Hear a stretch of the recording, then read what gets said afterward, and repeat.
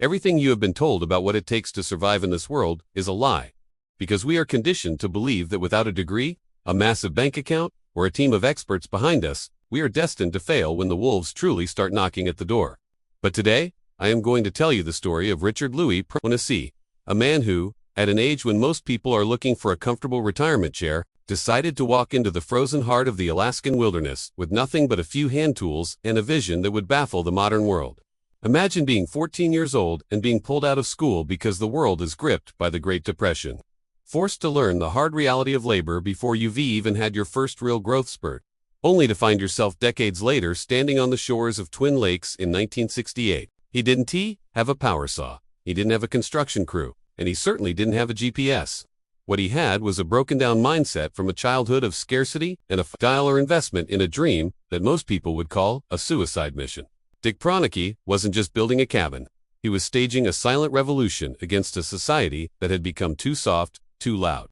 and too dependent on things that don't matter when the temperature drops to 40 degrees below zero. He stepped off a float plane into the silence of the Lake Clark region, carrying a heavy pack and a camera, ready to prove that one man, with enough grit and a sharpened axe, could live a life of total independence that puts our modern conveniences to absolute shame. This wasn't a weekend camping trip or a reality TV show with a production crew hiding in the bushes. This was a high-stakes gamble against nature, where a single slip of a chisel or a poorly placed log could mean a lonely death in the snow. As the plane buzzed away and the silence of the tundra swallowed the sound of the engine, Dick stood alone on the gravel beach, looking at the raw timber and the looming mountains, knowing that the house he was about to build for a handful of dollars would eventually become the most famous sanctuary in the world. But as the first winter clouds began to gather over the peaks, he realized that the wilderness doesn't care about your plans, and the true cost of his $5 dream was about to be extracted in sweat, blood, and a level of isolation that would drive an ordinary man to the brink of madness. The construction of the cabin at Twin Lakes is perhaps the greatest feat of solo craftsmanship ever recorded on film, mostly because Dick Proenneke treated every single log as if it were a piece of fine jewelry rather than just a wall for a shelter. He didn't just throw up a shack to keep the rain off. He spent months selecting the perfect spruce trees, peeling the bark by hand until the wood gleamed like gold, and notch-cutting the corners with such precision that you couldn't even slide a thin knife blade between the joints. You have to understand that every movement he made was a calculated risk. As he worked alone in the territory of grizzly bears and unpredictable weather, moving massive logs that weighed hundreds of pounds, using nothing but leverage, gravity,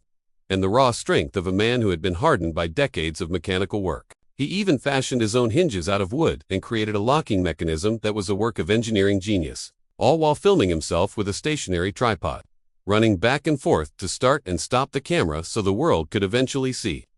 what it looks like when a human being is in total harmony with their environment. The $5 he had spent on the initial materials for his journey seemed like a joke compared to the wealth of skill he was pouring into the earth, creating a fireplace from stones he hauled up from the lake bed and fitting them together with a mortar he mixed himself. Day after day, the rhythmic thwack of his axe was the only heartbeat in the valley, a steady pulse of progress that saw a floor of moss and dirt transform into a polished, livable home that felt more like a cathedral of the woods than a survival hut. He lived on sourdough, berries, and fish he caught from the crystal clear water, proving that the survival we see in movies is nothing compared to the quiet, disciplined reality of a man who simply refuses to be beaten by the elements. But as the cabin walls rose higher and the structure finally took shape, the vibrant colors of the Alaskan autumn began to fade into a terrifying, monochromatic white, bringing with it a silence so profound it felt heavy. Dick had finished the house, but the house was about to be tested by a force that has claimed the lives of explorers far tougher than him, leaving us to wonder, is a man truly a master of his domain, or is he just a guest that the mountain hasn't decided to evict yet? When the first great gale of winter finally hit Twin Lakes, it wasn't just a storm. It was a physical assault that screamed through the cracks of the mountains and threatened to bury the tiny cabin under 10 feet of drifting snow, while the rest of the world was embroiled in the chaos of the late 1960s.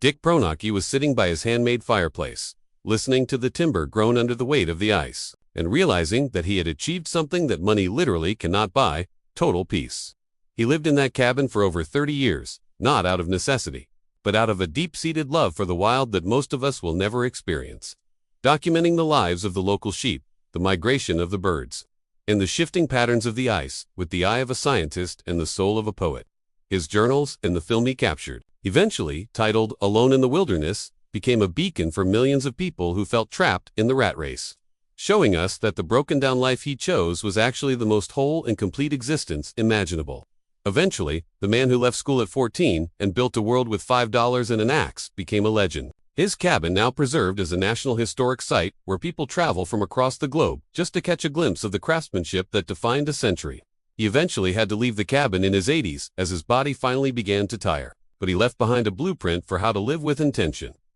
proving that we don't need more stuff, we just need more purpose. Richard Proenneke passed away in 2003, but his spirit remains in those hand-cut notches and the smell of wood smoke drifting over Twin Lakes. A reminder that the greatest thing you can ever build is a life that is truly your own.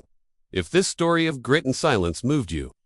please hit the like button and subscribe to the channel so we can keep bringing these forgotten pieces of history back to life. Would you like me to find some real-life photos of Dick Proenneke's cabin to help you visualize the scale of his work?